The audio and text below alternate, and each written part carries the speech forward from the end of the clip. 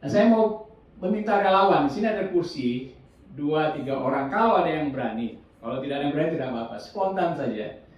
Kita mau bicara tentang hidup yang mewariskan. Hidup yang mewariskan. Ini ada 3 pertanyaan kira-kira yang saya ingin kita bisa diskusikan gitu. Apa yang saudara akan wariskan kepada generasi berikutnya? Kemudian apa mimpi kita mau mewariskan dan kenyataannya gitu.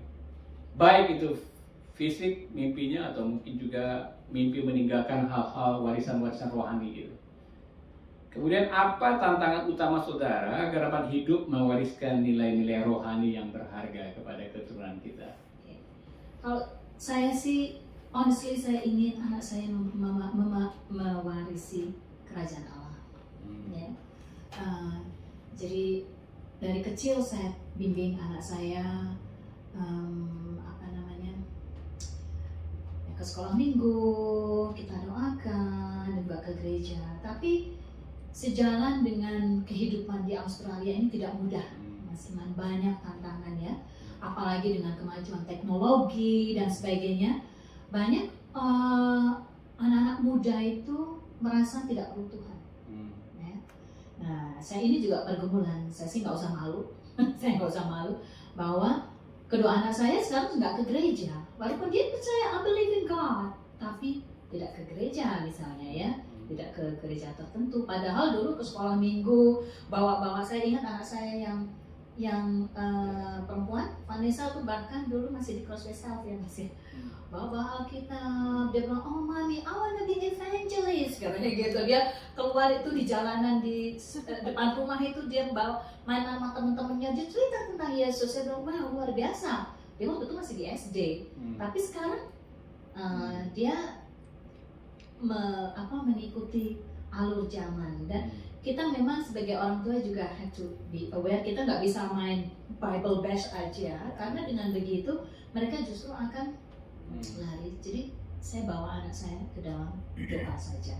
Saya percaya saya sudah tanam seed, ya, saya tanam itu biji itu ya, seed tidak akan sia-sia. Suatu hari nanti Tuhan pasti akan bawa mereka kembali. Itu kerinduan saya ya, untuk membawa anak-anak saya kembali. Tapi saya sebagai orang tua juga saya puji Tuhan, keduanya mereka juga independen dan saya mau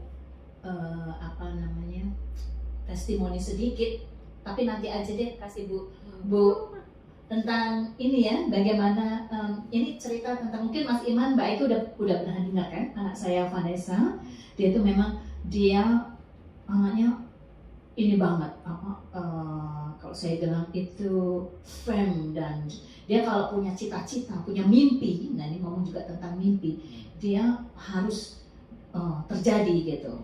Nah sewaktu dia masih di SMA dia bilang gini, Mom, I wanna be a lawyer.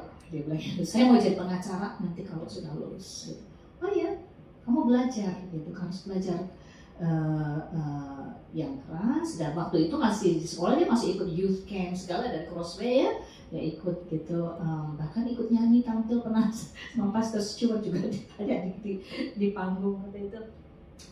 Terus akhirnya lulus SMA, mulailah ya, dia mulai menjauh dari Tuhan, tapi saya bawa doa terus. Saya doakan tiap hari, pagi, siang, malam, supaya Tuhan itu tutup bungkus dia dengan darah Tuhan Yesus. Walaupun dia tidak ke gereja, di luar sana dia tetap dipelihara oleh Tuhan. Terus anyway, nah lulus SMA, dia itu memang kalau punya cita-cita, maunya segini, harusnya segini. Nah waktu dia lulus SMA, nilai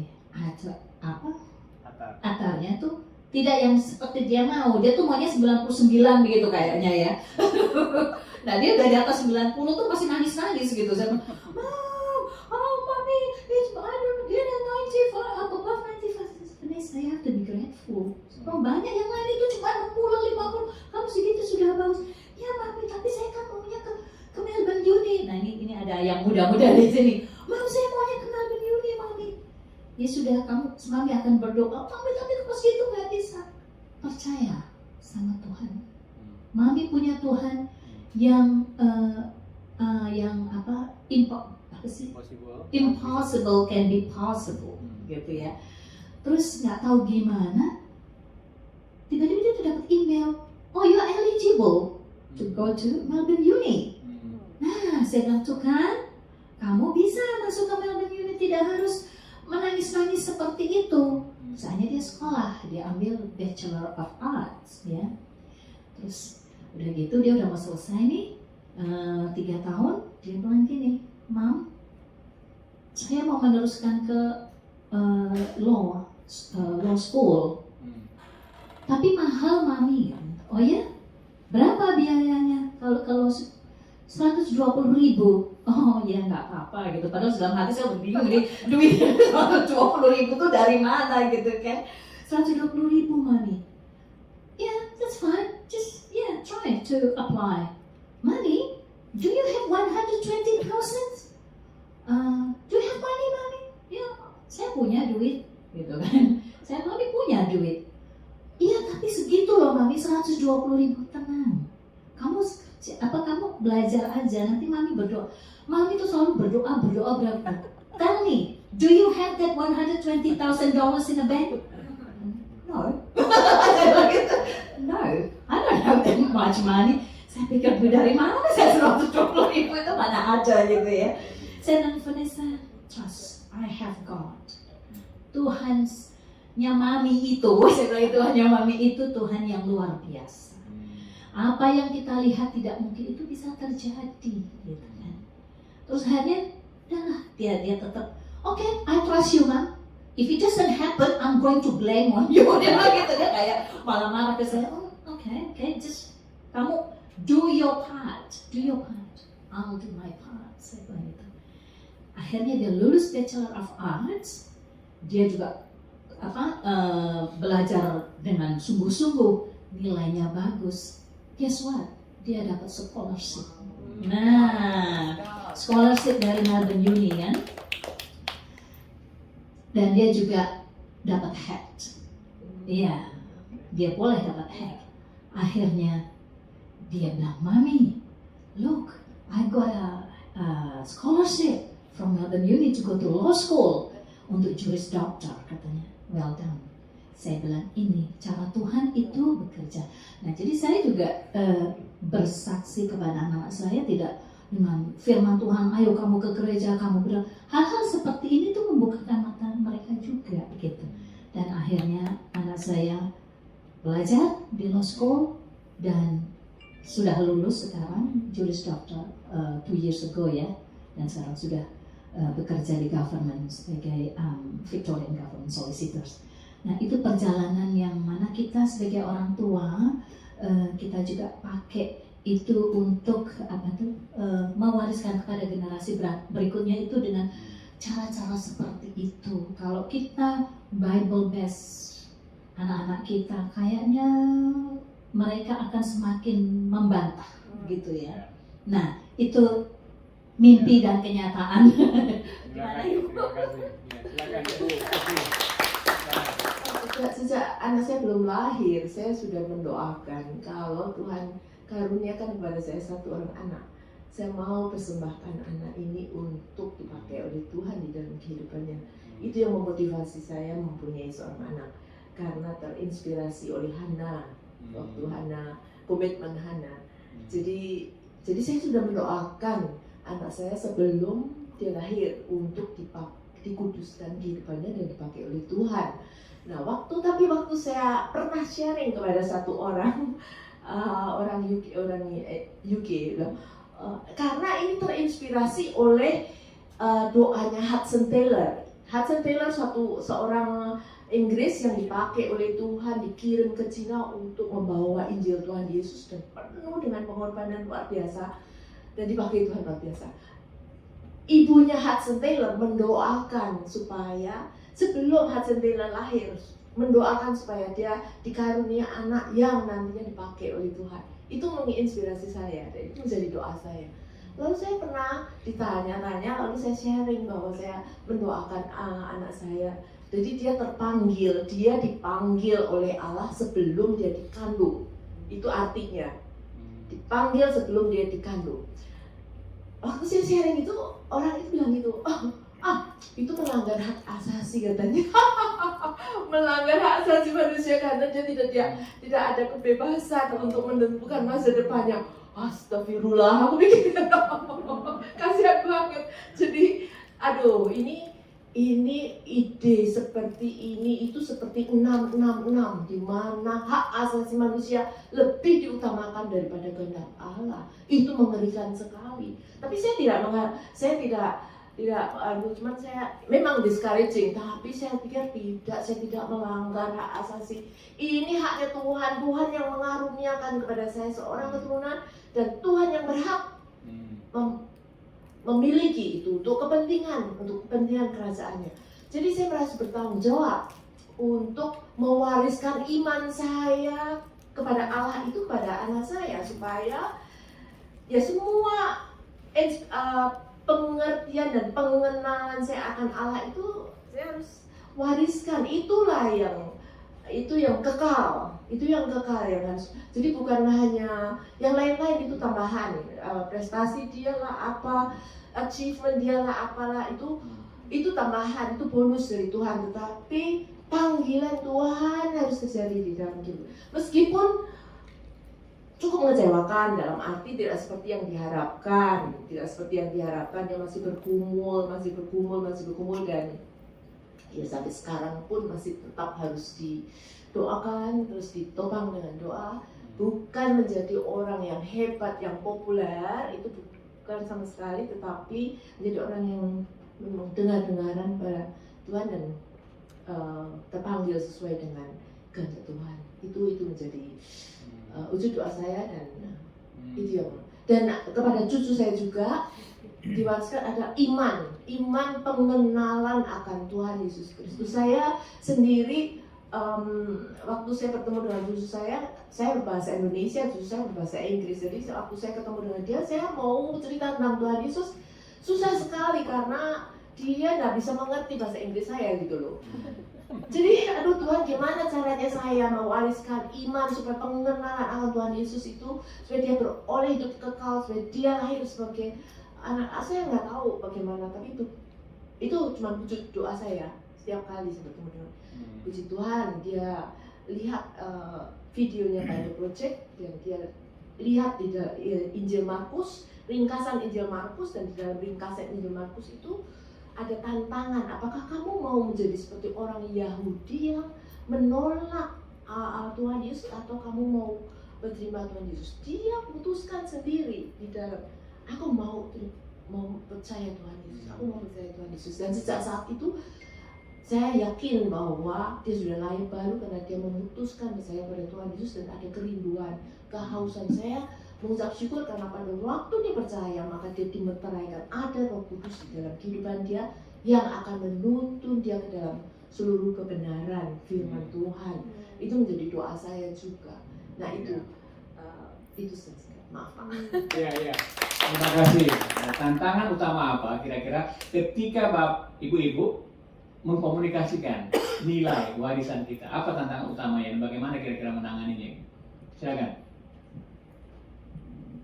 Ya, untuk seperti itu sebagai orang tua, kita juga jangan kurang pergaulan. Artinya kita hidup di zaman teknologi. Semua sekarang sudah serba maju, teknologi dan sebagainya. Ada baiknya buat kita orang tua itu untuk juga menambah wawasan, pengetahuan secara misalnya teknologi zaman sekarang. Apa sih ya Facebook, apa sih Netflix, pokoknya yang hal-hal seperti itu kita pelajari juga, supaya di saat mereka berdebat kita tuh tidak asal menjawab, dan kita hanya tidak kalau menurut firman Tuhan itu begini-gini, yang mereka nggak akan percaya gitu. Kita pakai pengetahuan juga ya, karena zaman sekarang itu mungkin di antara Bapak Ibu sini ada yang suka mendengarkan atau mengikuti dari Australian Christian Lobby, ACL itu ya. Itu bagaimana sekarang, wow, kita itu orang-orang Kristen itu seperti ditekan ya. Dokter, ini sebagai contoh, misalnya ada pasien yang mau berubah dia punya gender misalnya. Kalau dokternya menolak, itu mereka bisa disu, ya kan? Di sekolahan pun sekarang ada yang namanya apa, safe school, ya itu. Jadi mereka anak-anak bolehlah LGBT dan sebagainya. Pastor, misalnya mau ada orang mau menikah sesama jenis, menolak pastor itu juga bisa loh disu, ada law yang akan dibikin. Jadi hal-hal seperti ini kita juga harus belajar kenapa gitu, apa gitu ya. Kita juga supaya di saat kita menjawab mereka itu kita juga minta hikmat Tuhan, tidak hanya sekedar no according to Bible. What if they say, well I don't believe in Bible, why you keep talking about the Bible, misalnya begitu kan. Jadi kita perlu adanya kita sendiri juga memperluas wawasan dan juga spend time more dengan Tuhan supaya kita ini diberi alat, ikut the armor of God, diikut oleh Roh Kudus ya setiap hari. Tantangan saya juga, apalagi anak saya sebagai seorang lawyer itu dia bekerja untuk government, pengen Daniel Andrews yang dia support kan. Jadi saya juga harus pintar-pintar nih dalam berargumentasi dengan dia. Tapi saya seperti tadi yang sampaikan bahwa seed itu sudah ditanam sejak kecil. Suatu hari nanti dia akan dan berbuah. Dan saya setiap hari berdoa, Tuhan, kalau dia sekarang bisa menjadi lawyer, pakai dia punya keahlian itu untuk melawan kehidupan Babylon ya, kalau kita sekarang bilang Babylon. Jadi kehidupan di dunia ini ibaratnya kehidupan yang ada di Babylon. Jadi banyak sekarang kita perlu orang-orang yang pintar, yang punya keahlian, itu juga takut akan Tuhan. Nah, jadi tantangan saya adalah saya tiap hari saya harus berdoain anak saya supaya dia nantinya suatu hari dia bisa memerangi atau dia bisa berdiri atas nama Tuhan. Amin. Tuhan Yesus. Amin. Bu Susi bagaimana? Saya punya pendekatan lain. Memang, tapi teknologi dan semua kemajuan dunia itu tidak akan terkejar. Dan kalau saya mau berusaha untuk memahami dan menguasai atau tahu itu, saya rasa saya akan kehilangan kesempatan banyak untuk bersekutu dengan Tuhan dan saya akan terjebak di situ. Jadi saya lebih memfokuskan diri saya untuk terus bertumbuh di dalam pengenalan akan Allah dan menghidupinya. Dan memang kelihatan tidak mengikuti zaman dan lain-lain. Kadang-kadang cucu saya juga menertawakan saya pikir, oh Pak. Saya juga menertawakan diri saya sendiri kadang-kadang. Cuman nggak apa-apa, Tuhan bisa pakai semuanya. Jadi mereka perlu contoh bagaimana orang tuanya berdiri teguh di tengah-tengah. Jadi menurut saya harus berakar benar di dalam, karena tantangan zaman ini akan makin mengerikan dan tidak akan bisa dilawan dengan ilmu pengetahuan ataupun nilai-nilai dunia ini. Jadi ya saya harus kokoh, dan itu saya harap Tuhan akan pakai itu untuk membuka mata rohani mereka untuk teguh